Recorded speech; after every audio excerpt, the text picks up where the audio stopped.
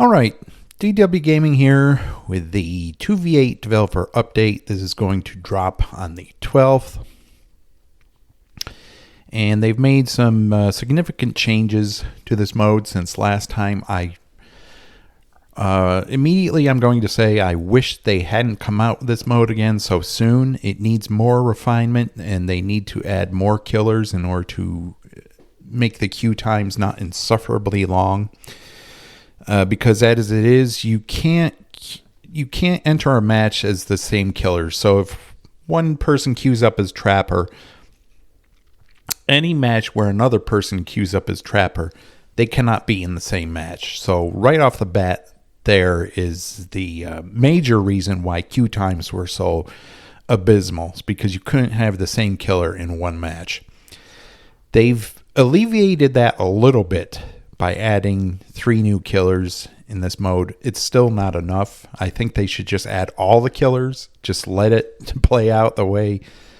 See how it plays out. Just add all the killers and their abilities. Don't hold back. I mean, just see how the queue times improve when everyone can play as any of the killers. It would really help, I think, with the queue times. Adding 3 more killers is not going to help all that much, I don't think. Especially since all 3 of the killers being added, the Spirit, the Deathslinger, and the Blight, aren't killers I normally play. So I will not be queuing as any of those. I find them incredibly weak. Spirit, I'm terrible with. I can't track survivors well at all without being able to see them. Deathslinger is way too slow, and Blight is just way too difficult for me to do anything with. So those killers are useless for me. I will most likely be queuing as Wraith because he's the most. I'm the best with him in this mode, and he's the most simplest killer that I'm able to play as. He's not overly complicated. But yeah, adding those 3 new killers does nothing for me. So that already has got a thing going against it. Just add all the killers. If they're going to do this again, they should wait and make it so you can play all the killers, not just 3 more. I mean, it's really lazy. And they wanted to rush it out. I have no idea why. They've got a new killer and a new survivor coming out at the end of the month. They really need to scale back the content and do a general health update for the game. But, I mean, they're greedy. They're not going to do that. Health updates for games don't make them money, so the players have to suffer with those consequences, unfortunately. So let's get into this. First are cages. Survivors are now sent to cages after being picked up by a killer rather than by stomping, which is stupid. Dumbest change they've made to this mode. It basically allows survivors to get flashbang and flashlight saves. Are flashbangs in this? I don't know. Maybe not flashbangs, but definitely flashlight saves. Something they did not need to do. Flashlights are annoying in the regular mode. There's no reason for them to be in this mode, especially since the killer saved just an extraordinary amount of time just being able to stomp a survivor into the cage. They don't need to add it so they have to pick them up now. That's ridiculous. That is a very bad change, in my opinion. When a survivor is near a cage survivor, the cage will no longer move even if there's a killer nearby. Okay, that's a good change, because if you were to go and try to save a survivor and the killer was in the area, it's basically the game trolling you when you try to uncage them, because it would just move away. So that's good. We don't need the game itself trolling people.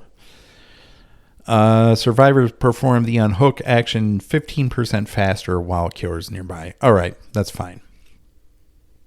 I like those 2 changes. The first one, no. not at all. Dev note, flashlights didn't serve much purpose in the original version of this mode, as there weren't many opportunities to make a save. Yeah, it was nice. Didn't have to worry about them. Killers now need to pick up a survivor before sending them to a cage, giving survivors a chance to use their flashlight. Completely unnecessary. Just a stupid change. To prevent killers from camping a cage survivor, the cage would normally disappear and reappear randomly elsewhere on the map. This created some frustrating moments when someone was about to make the save, only for the cage to move. We have changed this so the cage no longer moves as long as the survivor is nearby. I'm assuming that when they unhook someone, they will still get the endurance effect after being unhooked, even though it's a cage. So the killer would still have a little difficulty tunneling the cage survivor. Because obviously if the killer is nearby, when you remove someone from a cage, they're going to be extremely vulnerable. So that might be something to look out for. Generators. Generator repair speeds are reduced by 5% for each generator completed. Okay, that's good. Generator repair speeds are increased by 2.5% for each cage state. Ugh. Okay, at least it's less than 5% because there are 8 survivors to only 2 killers. So they've reduced the number. But still, the biggest problem in 2v8 was the gen rush, as it is in the regular game mode. Gens just go too quickly. We don't need to be increasing the repair speeds at all, I don't think. I mean, there are 8 survivors on the map. So the killer is basically punished for doing well.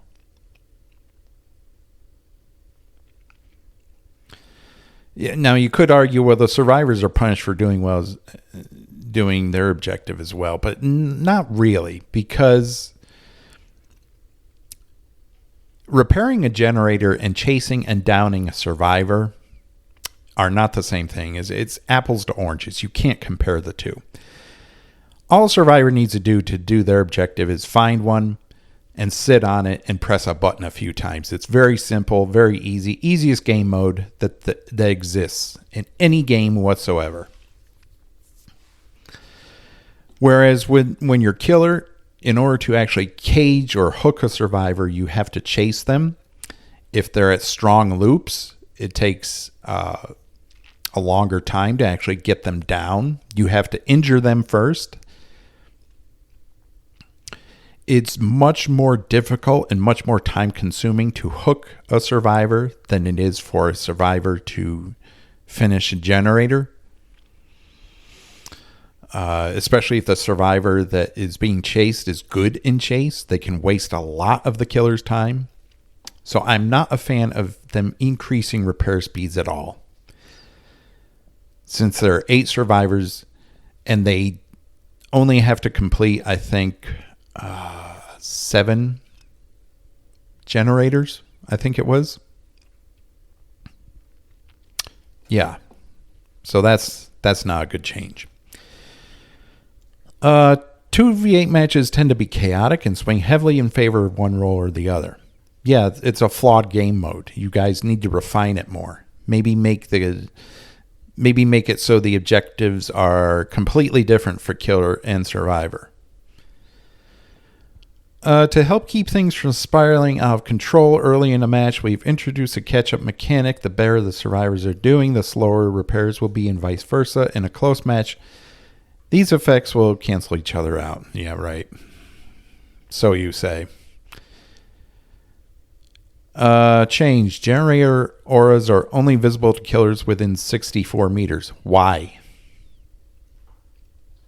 Why? There was no need for that. A killer is only going to go to the nearest generator anyway. they see a gen across the map, and if they're not good at traversing the map, if they're like Trapper who can only move at 115, there's no point in going all the way over to a generator on the opposite side of the map. So this is completely unnecessary. Another bad change. Generators being repaired by 2 or more survivors are revealed to killers regardless of range. Okay, so it's like discordance at base kit, which is good. Dev note, with so many generators and survivors running around. Okay, you have like 13 generators on the map, but they only have to complete 7, so it's not so many generators. It's only 2 extra gens they need to do. Number of auras revealed can be overwhelming. Not really. These changes will reduce the number of auras shown at any given time and instead highlight important auras when they are necessary. Okay. Whatever. Maps. Added the Family Residence map, add Dead Dog Saloon, Father Campbell's Chapel, Rancid's Abattoir, and Wrecker's Yard. We've added additional maps to house those chaotic trials. Like the original sets of maps, these have been given the 2v8 treatment, making them larger than usual and featuring additional adjustments such as 3 exit gates. You guys still haven't learned from the Crotus Pren map, have you? Where that map will be in this mode, but they will have to do absolutely nothing to expand it. I think it's the largest map in the game. And it should not be that large in regular game mode. It needs to be shrunk. But I doubt they've adjusted that map for the regular game mode. It would be nice if they did, but they do not have that kind of foresight. The Blight. Blight is now playable. Big deal. Very bad with him. Completely useless addition for me.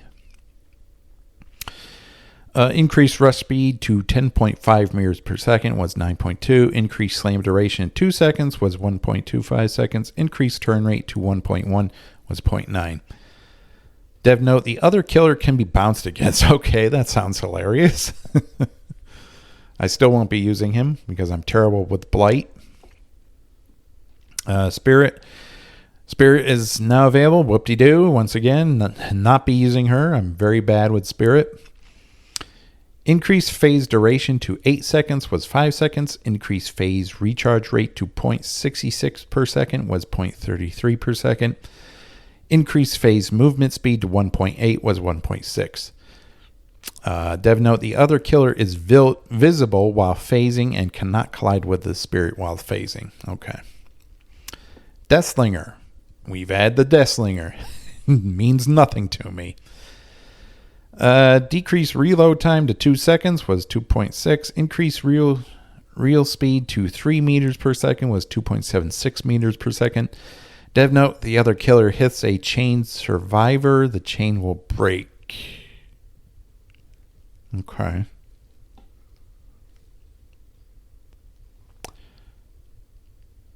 Yeah, I guess. Kind of an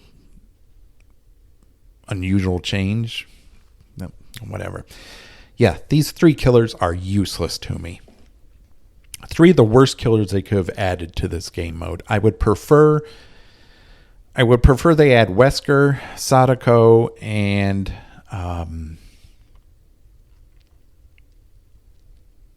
who else? Wesker, Sadako, maybe Dredge or Dracula. That would be interesting. But yeah, these 3 killers I'm pretty terrible with. So unfortunately, I don't get to play a new killer in this game mode. Class overhaul. Reworked all killer and survivor classes. Killer classes are no longer tied to a specific killer. In the next version of 2v8, we have overhauled the class system from the ground up. Survivors now have powerful activatable abilities, some of which become available later in the match. Killer classes, meanwhile, have been redesigned and can now be selected on any available killer. Survivor classes now have the following abilities. Class ability, providing passive effects to nearby teammates as well as strong activatable power. The active ability charges over time and gains additional charges when you or another survivor is uncaged. Info ability, granting aura reading capabilities. Unlock ability, a secondary effect that unlocks after being sent to a cage. Additionally, survivors can use their class ability charge to pick themselves up from the dying state after recovering. Of course. Had to give them Bart Unbreakable at base kit. Yeah. I think that should only apply if a certain number of survivors are slugged. I get that they're trying to prevent the killers from slugging all survivors near the start of the match to end the match early. First of all, that's nearly impossible because you have 7 different survivors if you slug one running around. But in order to mitigate that, I think base kit Unbreakable should only activate if a certain number of survivors are slugged. Well, we'll see how it works. Killer classes have the following abilities. Class ability, providing bonuses to themselves and their teammates. Info ability, providing aura reading or other forms of tracking. Ability to Mori, the last remaining survivor in a trial. Big deal. That's not really an ability.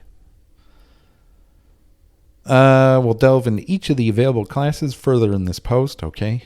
Balancing and adjustments to specific killers to ensure smooth gameplay in 2v8 still exist, though these are inherent to the killer rather than their class. Refresher, base killer effects. Returning damaging a generator reveals the auras of survivors within 20 meters for 5 seconds. Okay. When starting a chase with a survivor, reveal their aura to the other killer for 5 seconds. This aura is moved if the other killer enters a 16-meter radius of the survivor.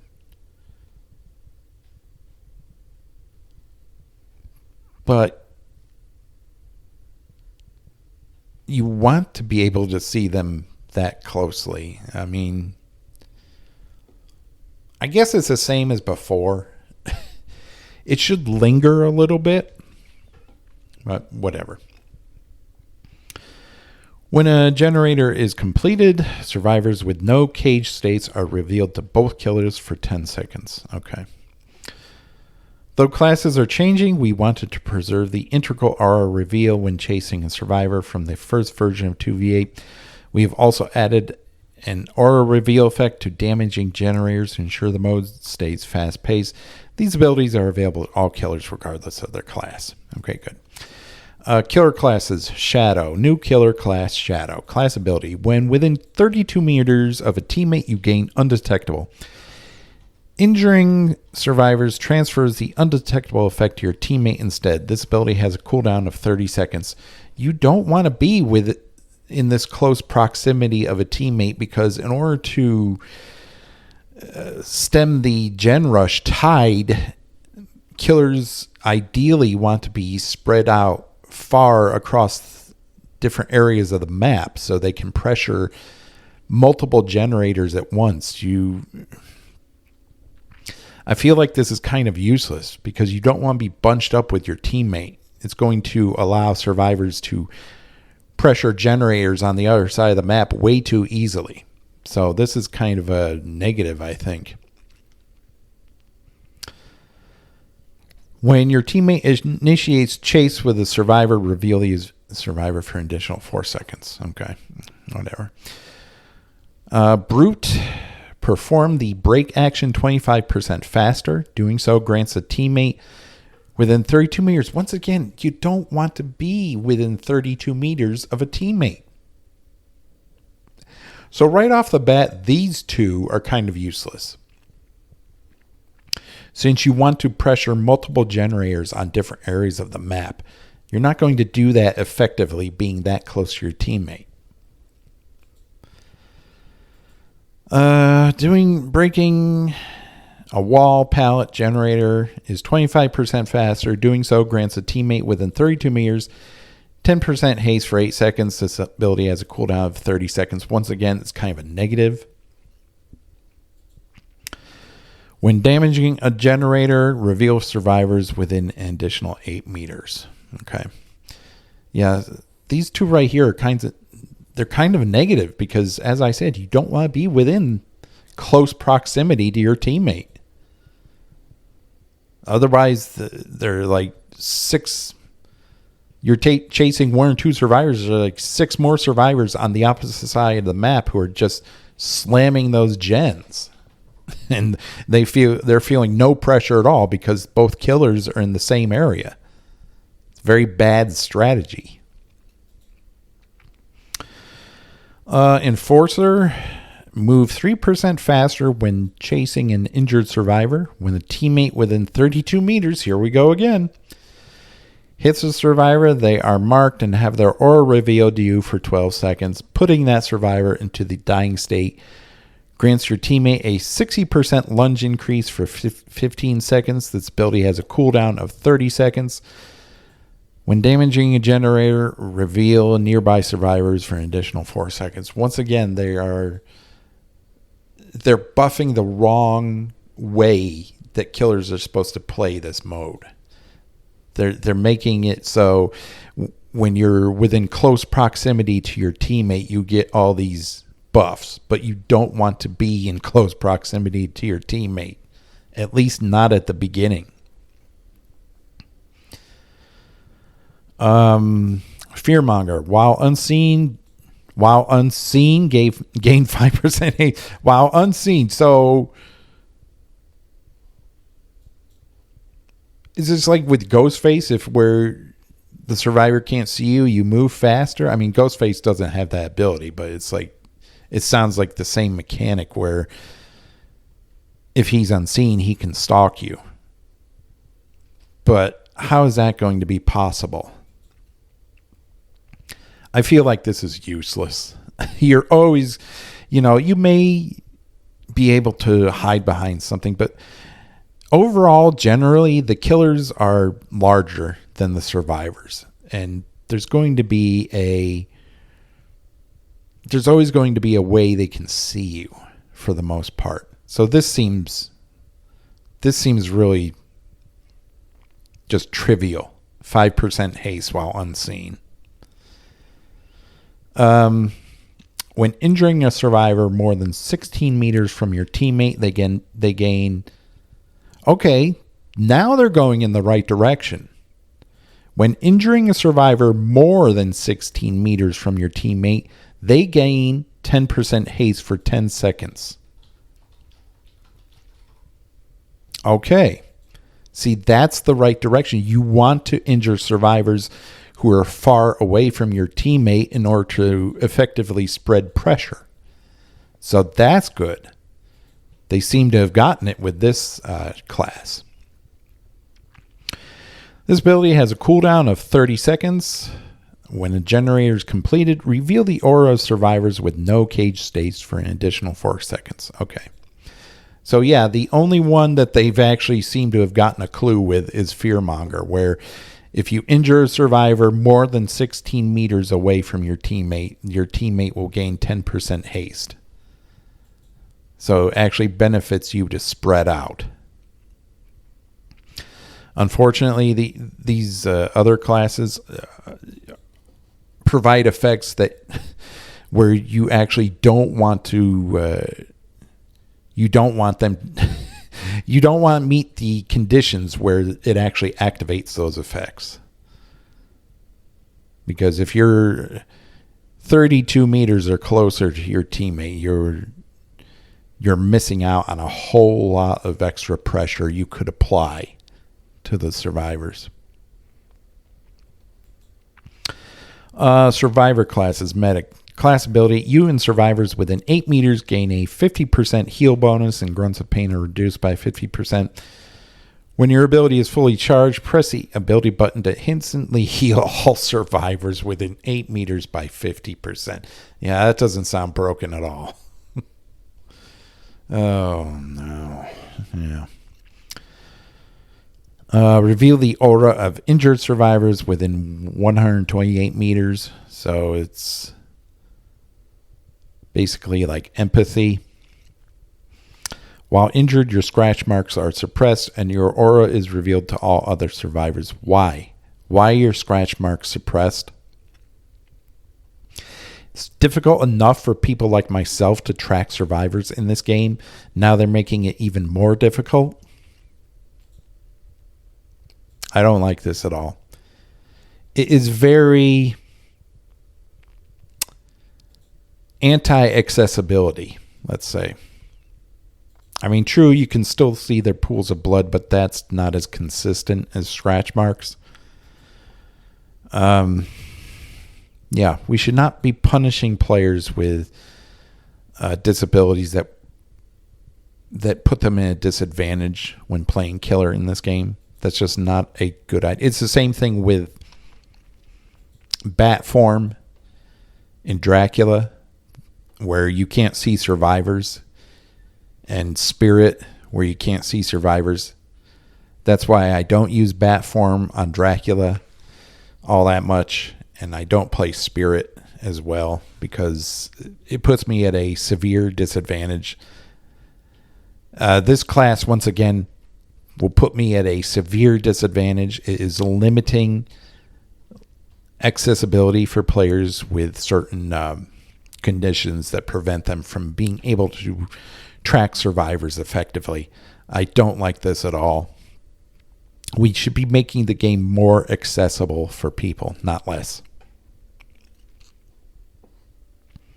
It's why Spirit, when she's phasing, she needs like some kind of a...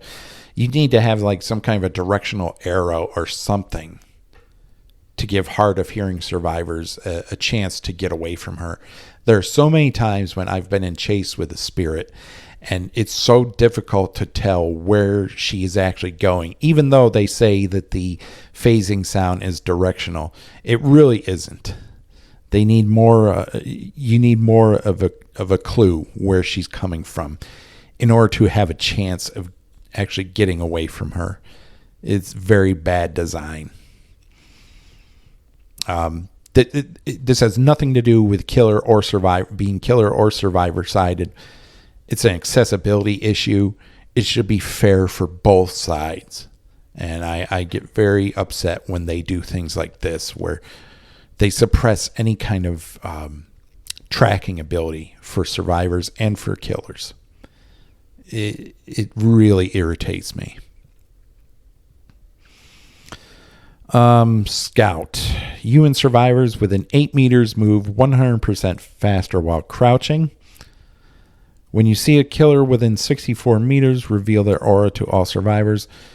When your ability is fully charged, press the ability button near a dropped or broken pallet to reset it or rebuild it. Yeah, then we knew this was coming with the reassembled pallets. Being able to reassemble Shack pallet is a huge problem. Unless both killers are chasing a survivor at Shack, which is not ideal because, as I said before, you're dropping all kinds of pressure that you could be applying toward the other end of the map. An M1 killer is not going to have much of a chance at getting a survivor at Shack, and if they can just rebuild the pallet, there's even less of a chance of that. So this is a very unfair mechanic. Reveal the aura of killers performing the break action for 6 seconds. Your walking speed is increased by 25%. You make no grunts of pain while injured. So once again, they are suppressing the killer's ability to track a survivor. It's not as bad as this, where scratch marks are suppressed, but it's still bad. It's why Iron Will should never have been buffed to 100%. It should have remained at 75%. All this does is limit accessibility for players. Very unfair. Very unfair mechanics here.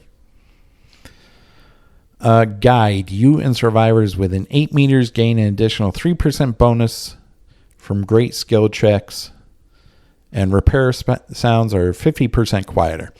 When your ability is fully charged, press the ability button to grant nearby survivors an 8% repair speed bonus for 10 seconds. So once again, we're rushing gens, even though they said, well, we're going to make it so you can't rush gens, but then what's this? Reveal the order of any unrepaired generator within 32 meters. When completing a generator, gain a 5% charge per survivor nearby. What? So when you complete a generator, you gain a 5% charge. So survivors on other gens nearby, once you finish yours, gain half of a brand new part on their generators? How is that fair? No, you gain the charge. So, okay. So you complete a generator. All the survivors nearby you grant you a 5% charge. The next time you work on a generator, those charges are immediately applied to that generator. So what if there are 3 or 4 survivors near you? I mean, that's not ideal. You don't want to bunch up like that. But still, what if like 3 or 4 survivors are near you? You get a 15 to 20% charge on the next generator you start repairing? How is this fair? They said the base mechanic is they don't want survivors to be able to rush gens because they don't want things to they don't want snowballing to occur. Where is it?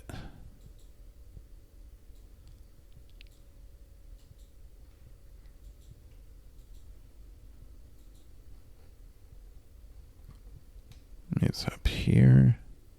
Yeah. Generator repair speeds are reduced by 5% for each generator completed. So they implement that, and of course their speeds are increased by 2.5%, which is too much. But they implement the 5% generator repair speed reduction. But then they give you this, which you gain 5% charge for each survivor nearby when you finish a gen and can apply it immediately to the next gen you start repairing. So I don't understand what they're doing here. I mean, on the one hand, they're like, yeah, we don't want generator speeds to go out of control. But then it's like, but you're allowing generator speeds to go out of control with this class here. I mean, it's like 2 different people are designing this mode. And they're not talking to each other. It's typical behavior, whatever. I don't think this mode is going to be as fun as it was before. Escapist. When you are a survivor within 8 meters of you start sprinting, gain 50% haste for 3 seconds. Wow, that's a big haste boost. It causes exhaustion for only 20 seconds, okay, and cannot activate while you're exhausted. Well, obviously. When your active ability is fully charged, press the active ability button to make all your rush actions silent for you and nearby survivors for 8 seconds. So they all get quick and quiet. Wonderful. Reveal the aura of pallets and vaults within 16 meters. Gain the ability to heal yourself without a medkit at 70% of the normal healing speed. Why? You've already got a medic class. This does not need this ability. You don't need to be healing yourself as escapist if there's already a medic class. I mean, come on. This looks very survivor-sided. This 2v8 mode is very imbalanced towards survivor. And there are people in the community who say, well, it needs to be because the killer queues are so long. No, the reason why the killer queues are so long is because you could only play like 5 killers.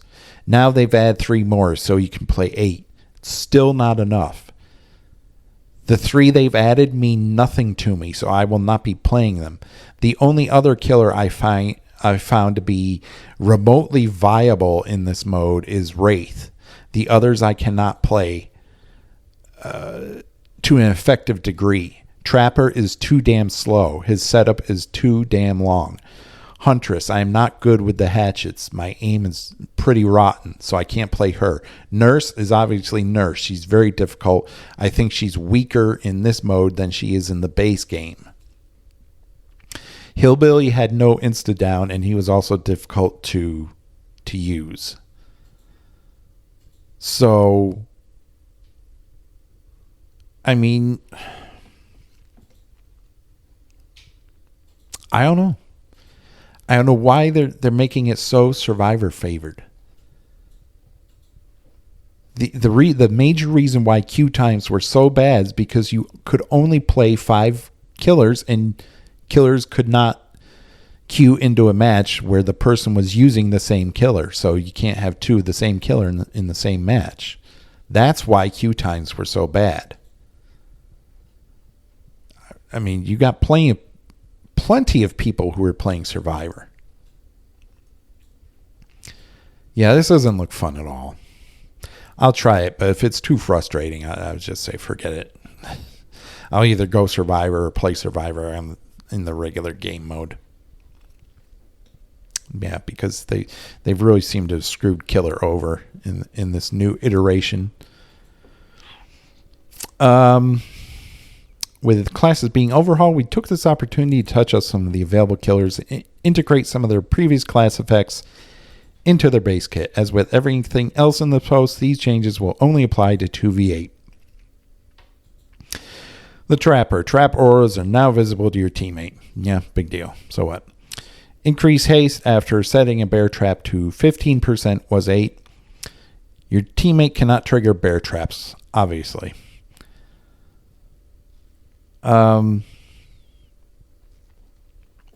Wraith increased action speeds for breaking walls, pallets, or generators, and vaulting by 60% while cloaked. Okay.